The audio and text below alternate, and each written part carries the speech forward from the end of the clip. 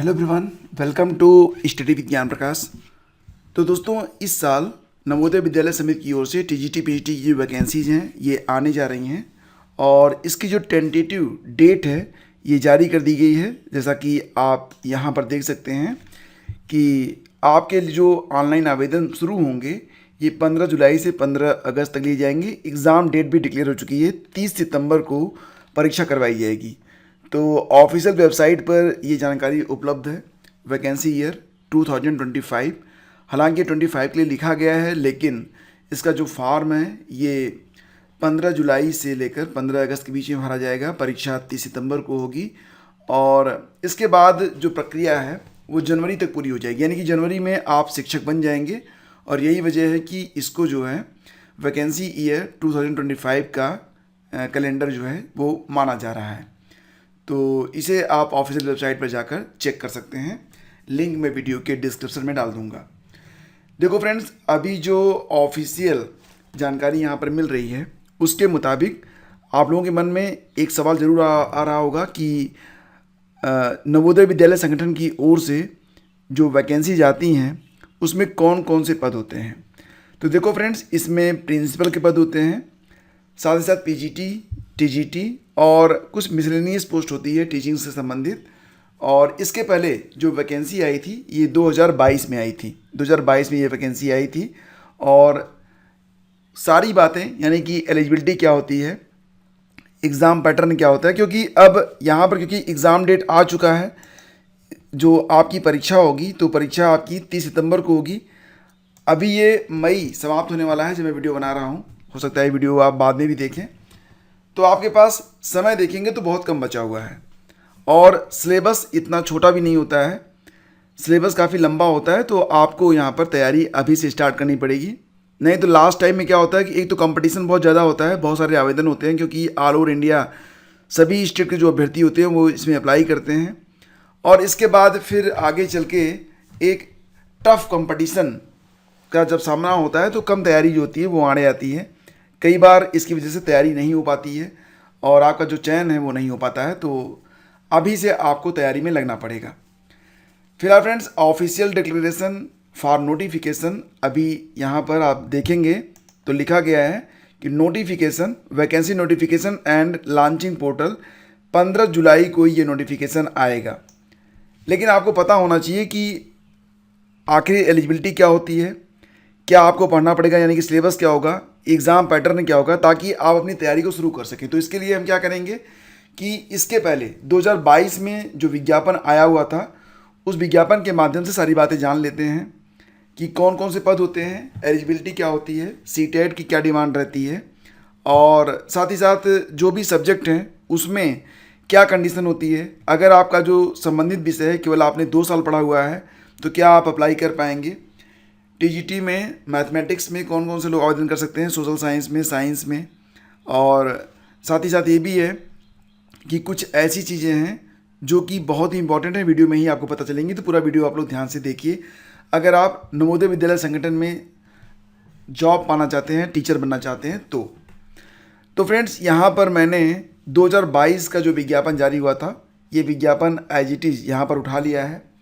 इससे आपको पता चल जाएगा कि सिलेक्शन का प्रोसेस क्या है, एलिजिबिलिटी क्या होती है, एज लिमिट क्या होती है, उम्र सीमा में छूट कितनी मिलती है और बाकी चीज़ें। तो आप यहाँ पर देख सकते हैं ये जो रिक्रूटमेंट ड्राइव है ये 2022-23 के लिए जारी किया गया था। तो इसमें कौन कौन से पद थे, तो प्रिंसिपल, पोस्ट ग्रेजुएट टीचर यानी कि पीजीटी, टीजीटी और miscellaneous category of teachers in Navodaya Vidyalaya समिति के अंतर्गत ये विज्ञापन जारी किया गया था। तो प्रिंसिपल के बारे में बात नहीं करेंगे क्योंकि इसमें जो एलिजिबिलिटी क्राइटेरिया है वो थोड़ा सा अलग होता है। स्टार्ट करते हैं यहाँ पर पीजीटी से। पीजीटी में फ्रेंड्स अगर आप देखेंगे तो biology, chemistry, commerce, economics, English, geography, Hindi, history, maths, physics और कंप्यूटर साइंस के लिए यहाँ पर पद होते हैं। तो इसमें से किसी भी विषय से अगर आप पीजी हैं तो आप यहाँ पर आवेदन कर सकते हैं, ठीक है, ये ध्यान दीजिएगा आप लोग। इसके अलावा अगर बात करें तो ट्रेंड ग्रेजुएट टीचर यानी कि टीजीटी में English, Hindi, maths, science, social science के लिए पोस्ट होती है। इसके अलावा जो भाषागत शिक्षक बनते हैं थर्ड लैंग्वेज के अंतर्गत आसामी, बोडो, गारो, गुजराती, कन्नड़ा, खासी, मलयालम, मराठी, मिज़ो, नेपाली, उड़िया, पंजाबी, तमिल, तेलुगु, उर्दू। तो इसके लिए पोस्ट यहाँ पर होती है, यानी कि ये थर्ड लैंग्वेज के लिए टीचर होते हैं। लेकिन बेसिकली जो मेन स्ट्रीम है टीजीटी के लिए, उसमें क्या है, इंग्लिश, हिंदी, मैथ्स, साइंस और सोशल स्टडीज है। ठीक है, सोशल स्टडीज़ का मतलब यहाँ पर सोशल साइंस से भी आप ले सकते हैं।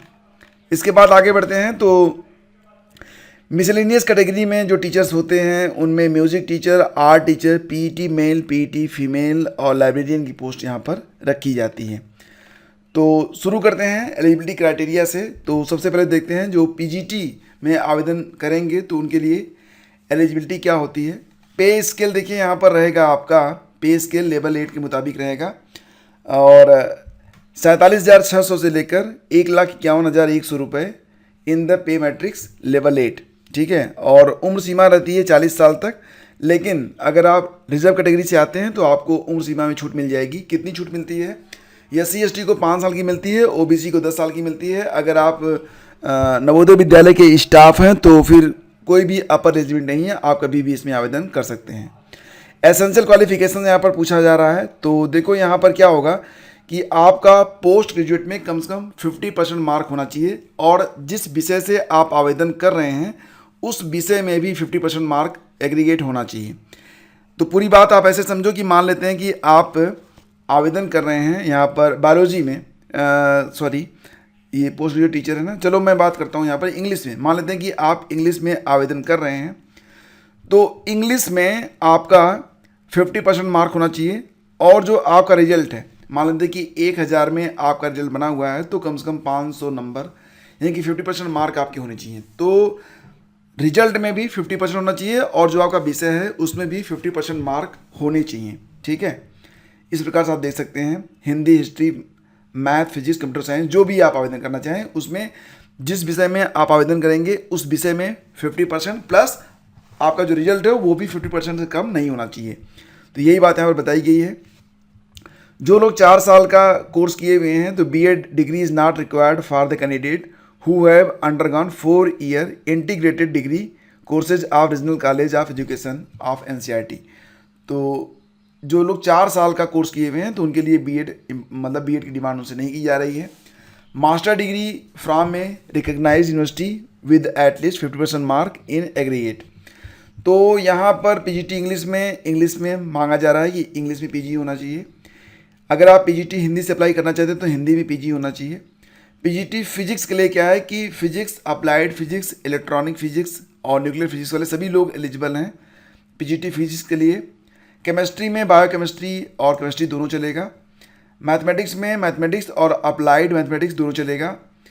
अगर आप PGT इकोनॉमिक्स में आवेदन करना चाहते हैं तो PG में अगर आपका इकोनॉमिक्स है या फिर अप्लाइड इकोनॉमिक्स है या फिर बिजनेस इकोनॉमिक्स है तो तीनों चलेगा इसमें। हिस्ट्री के लिए हिस्ट्री मांगी जा रही है, ज्योग्राफी के लिए ज्योग्राफी मांगी जा रही है। कॉमर्स के लिए यहाँ पर आप लिस्ट देख सकते हैं। PGT बायोलॉजी में botany, zoology, life science, bio sciences, genetics, microbiology, biotechnology, molecular biology, plant physiology provided with that applicant. तो कोई भी यहाँ पर आपका रहा हो मतलब ट्रेड आपकी PG के दौरान आप PGT बायोलॉजी में आवेदन कर सकते हैं। साथ साथ ये भी है कि कैंडिडेट प्रोसेस जो पास अभी मतलब क्या है कि candidate processing master degree with special in disciplines subject as mention above will only be consider as eligible. तो यहाँ पर आपसे BEd की डिमांड भी की जा रही है। मतलब ये है कि आपका जो PG है, PG में जो आपका विषय होगा उस विषय में 50% मार्क होना चाहिए और ऑल ओवर जो आपका रिजल्ट होगा उसमें भी कम से कम 50% मार्क होना चाहिए प्लस आपका BEd होना चाहिए और आप हिंदी और अंग्रेजी दोनों में पढ़ सकते हो, पढ़ा सकते हो। तो ये इम्पॉर्टेंट है। ठीक है, बाकी डिज़ायरेबल क्वालिफिकेशंस में दिया जा रहा है कि अगर आपके पास कोई अनुभव है, एक्सपीरियंस एज TGT तो आपको प्रेफरेंस मिलेगा। Experience of working in A residential school तो प्रेफरेंस मिलेगा। नॉलेज ऑफ कंप्यूटर एप्लीकेशन तो ये भी प्रेफरेंस में आता है। ठीक है, बाकी PGT कंप्यूटर साइंस के लिए यहाँ पर एलिजिबिलिटी दी गई है। तो जो अभ्यर्थी कंप्यूटर साइंस से आवेदन करना चाहते हैं वो लोग भी यहाँ पर देख सकते हैं। हाँ, कंप्यूटर साइंस में भी आपसे BEd डिग्री मांगी जा रही है और एक लंबी चौड़ी लिस्ट है एलिजिबिलिटी की। BTech वाले कंप्यूटर साइंस से अगर हैं तो आवेदन कर सकते हैं। या फिर MSc computer science MCA from में रिकग्नाइज यूनिवर्सिटी, तो ये भी आवेदन कर सकते हैं। बाकी लिस्ट आप लोग यहाँ पर देख लीजिए। बात करते हैं फ्रेंड्स अब TGT के बारे में। तो ट्रेन ग्रेजुएट टीचर में कौन कौन सी पोस्ट होती है, पद कौन कौन से होते हैं?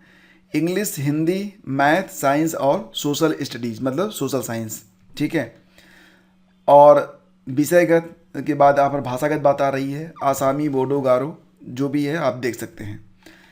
तो पे स्केल रहेगा लेवल 7 के मुताबिक, मतलब ये है कि 44,900 से 1,42,400 इन द पे मैट्रिक्स, मतलब जो आपकी बेसिक सैलरी बनेगी, जो आपका पहला पेमेंट होगा वो लगभग 62,000 के आसपास इन हैंड सैलरी आपको मिलेगी।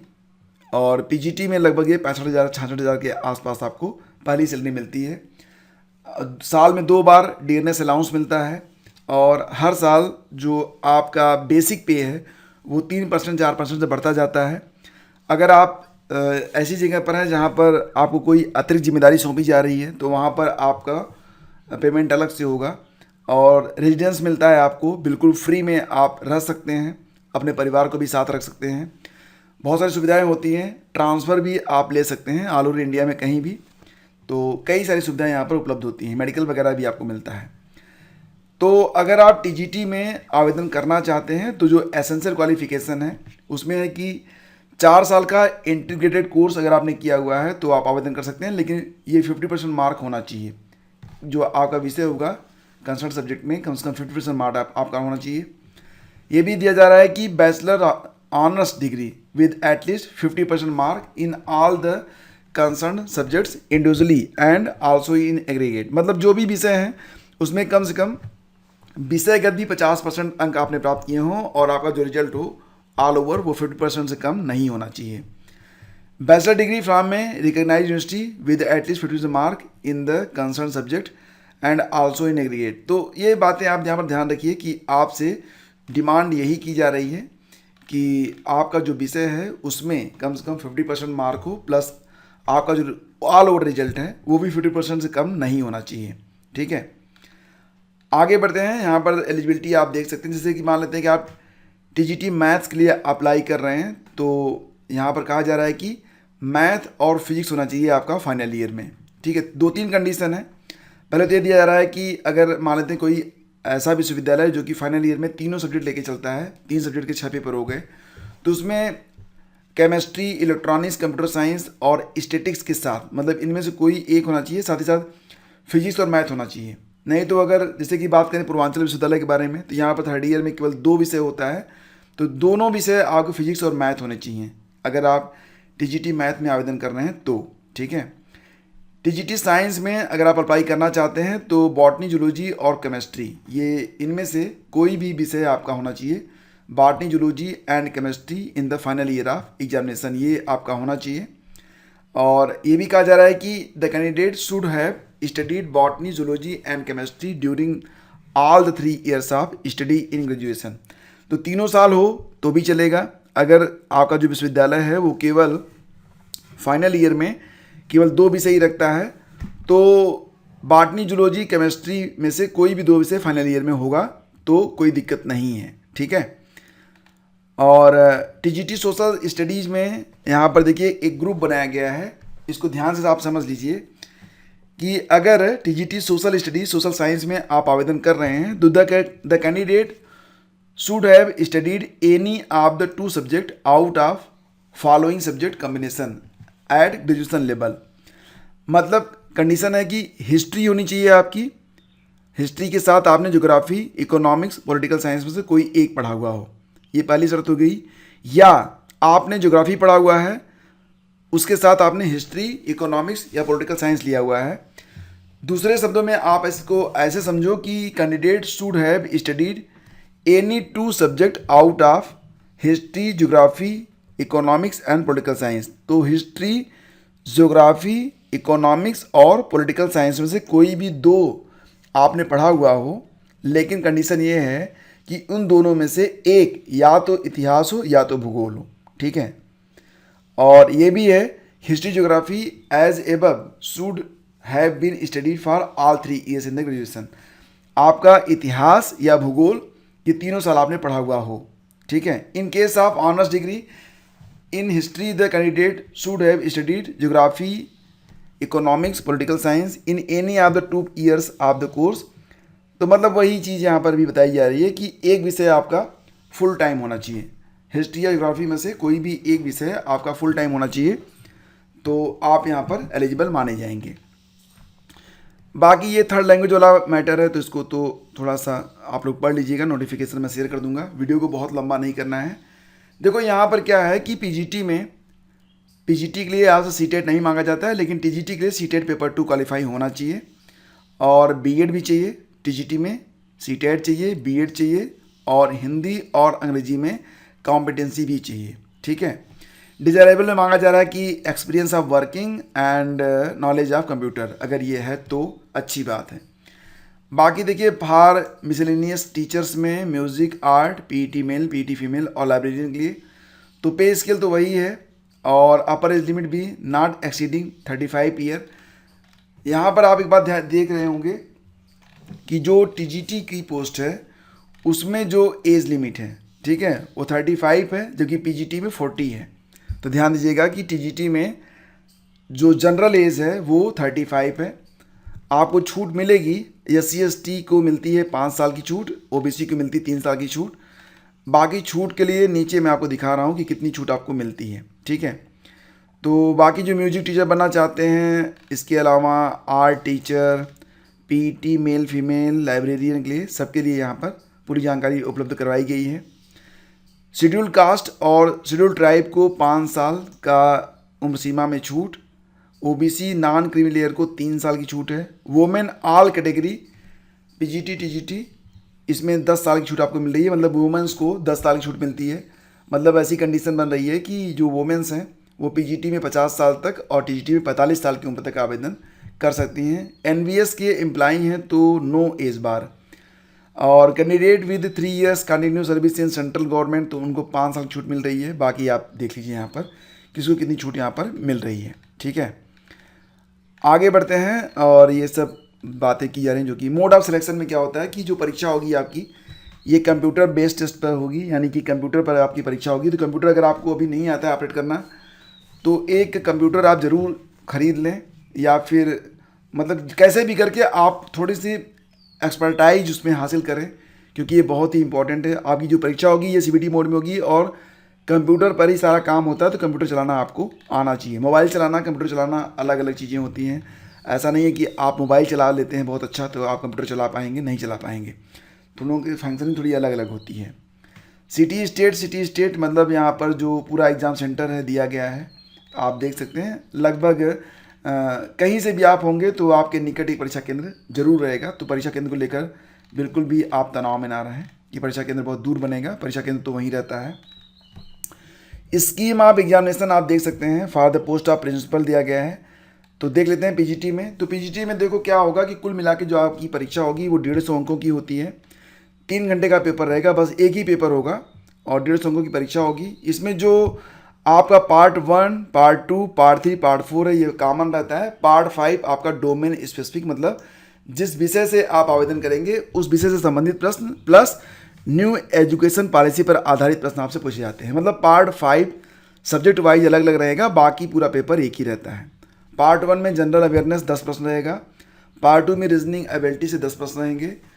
पार्ट 3 में नॉलेज ऑफ ICT से 10 प्रश्न होंगे। पार्ट 6 आप देखेंगे तो ये 20 नंबर का होगा और ये मात्र नेचर में क्वालिफाइंग होता है। लैंग्वेज कॉम्पिटेंसी टेस्ट ये पार्ट 6 होगा आपका।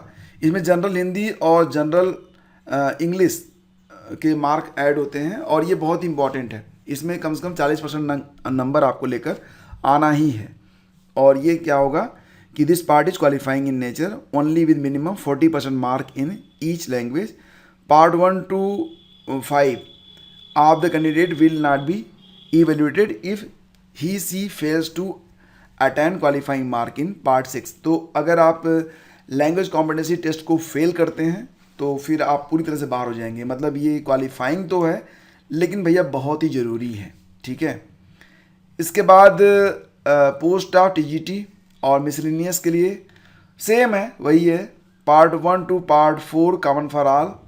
जनरल अवेयरनेस 10 प्रश्न, रीजनिंग एबिलिटी 10 प्रश्न, नॉलेज ऑफ आईसीटी 10 प्रश्न, टीचिंग एप्टीट्यूड से 10 प्रश्न। पार्ट 5 जो होगा ये डोमेन स्पेसिफिक रहेगा, मतलब आपका जो विषय है उससे संबंधित न्यू एजुकेशन पॉलिसी, खेलो इंडिया और फिट इंडिया मूवमेंट के अंतर्गत जो भी प्रश्न होंगे, तो 80 प्रश्न यहाँ से आएंगे आपके विषय से, 40 प्रश्न कॉमन रहते हैं। और लैंग्वेज कॉम्पिटेंसी टेस्ट पास करना इंपॉर्टेंट है, तो ये भी ध्यान दीजिएगा। ये 30 नंबर का होगा, ठीक है। आपने देखा था पीजीटी में 130 नंबर प्लस जो पार्ट 6 है वो 20 नंबर का है, लेकिन यहाँ पर क्या है कि पार्ट 6 जो है वो 30 नंबर का है, ठीक है। तो इतनी बातें क्लियर हो गई होंगी। और इसके बाद क्या करना है आपको, फ़ीस कितनी लगती है, तो पिछली बार जो फीस थी वो 2000 रुपये थी प्रिंसिपल के लिए, पीजीटी के लिए 1800 थी, टीजीटी के लिए और अदर पोस्ट के लिए 1500 रुपये फ़ीस थी। तो इतनी फ़ीस यहाँ पर लगती है। बाकी यहाँ पर जो आपका दिया गया है इसमें और कुछ खास बात है नहीं। तो इससे क्या होगा इस वीडियो से कि आपको एक जनरल आइडिया लग गया होगा कि वैकेंसी में क्या होता है, कैसे होता है, परीक्षा कैसे होती है, तैयारी कैसे करनी है, एलिजिबिलिटी क्या होती है। और ये जो नोटिफिकेशन है अगर ये आपको चाहिए, ठीक है, तो इसका डाउनलोड लिंक मैं वीडियो के डिस्क्रिप्शन में डाल रहा हूँ, क्योंकि टेलीग्राम पर शेयर करता हूँ। आप 1 महीने बाद वीडियो देखते हैं तो टेलीग्राम पर तब तक मैटर बहुत ऊपर चला जाता है, लोग सर्च नहीं कर पाते हैं। तो इसका डायरेक्ट डाउनलोड लिंक मैं वीडियो के डिस्क्रिप्शन में डाल दूंगा, वहाँ से जाकर आप इसको कभी भी जब भी आप वीडियो देखेंगे उसको डाउनलोड कर पाएंगे। तो उम्मीद करता हूँ कि आपको काफ़ी कुछ जानने को मिला होगा और डेफिनेटली अब आप तैयारी में लग जाइए, क्योंकि ये एक पक्की वैकेंसी जो कि इस साल डिक्लेयर होगी।